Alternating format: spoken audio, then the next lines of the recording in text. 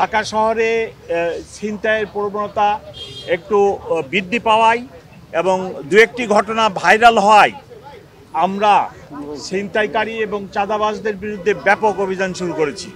এই উদ্দেশ্যে এই ছিনতাইকারীদের ধরা এবং তাদেরকে দমন করার জন্য আমাদের সাথে ঢাকা মেট্রোপলিটন পুলিশের সাথে বাংলাদেশ আর্মি,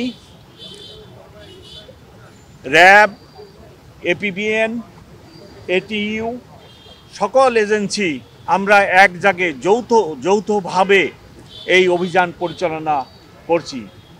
এর পূর্বে এক সপ্তাহ আগে আমরা যৌথভাবে অপারেশন ডেভিল হান্ট শুরু করি।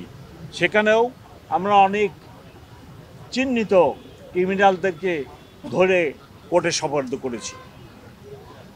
আজকে থেকে যে অভিযান পরিচালিত হচ্ছে এই সকল এজেন্সি মিলায়ে এটার প্রধান উদ্দেশ্য ছিনতাইকারীদের দমন করা।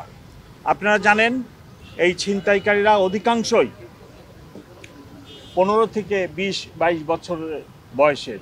সেই জন্য বাংলাদেশ সেনাবাহিনী এবং মেট্রোপলিটন পুলিশ বিভিন্ন জায়গায় ব্লক রেড করছে। আজকেও মোহাম্মদপুর আদাবর এলাকায় ব্লক রেড করা হয়েছে এবং আগামীতেও আমরা ব্লক রেড অব্যাহত রাখব।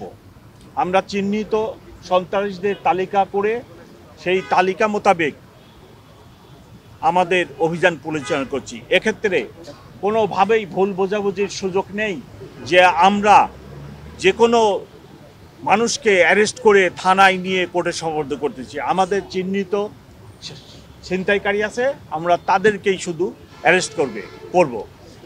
আমরা বাংলাদেশ সেনাবাহিনীর সাহায্যে সহযোগিতায় ঢাকা শহরে মোট 65টি চেকপোস্ট পরিচালনা করছি।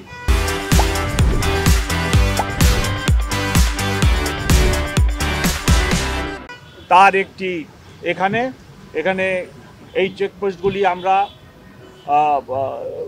স্থাপন করে চিহ্নিত বা সন্দিগ্ধ মোটরসাইকেল এবং অন্যান্য গাড়ি যারা ব্যবহার করে ছিনতাই করে তাদেরকে অনুসন্ধান চেক করতেছি এবং একটা ব্যালেন্স যাতে এই ছিনতাইকারীরা ধরা পড়ে সেই লক্ষ্যে কাজ করে যাচ্ছি। আমার সাথে বাংলাদেশ আর্মির কর্নেল সাহেব আছেন এবং আমার ডাইনে র্যাবের সিও সাহেবও আছেন। আজকেও বাংলাদেশ আর্মি এবং র্যাব মিলায়ে আপনার মোহাম্মদপুরের কি নাম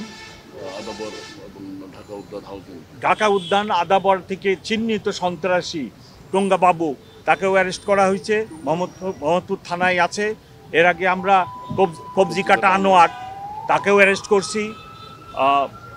র্যাব এবং আর্মি, বাংলাদেশ আর্মির সহযোগিতায় তাদেরকেও আমরা অ্যারেস্ট করছি। এরকম চিহ্নিত যেসব সন্ত্রাসী আছে তাদেরকে আমরা এই অভিযানের মাধ্যমে আটক করব। তবে সকল ক্ষেত্রেই ঢাকাবাসীর সাহায্য সহযোগিতা এবং আপনাদের সাহায্য সহযোগিতা একান্তই কাম্য।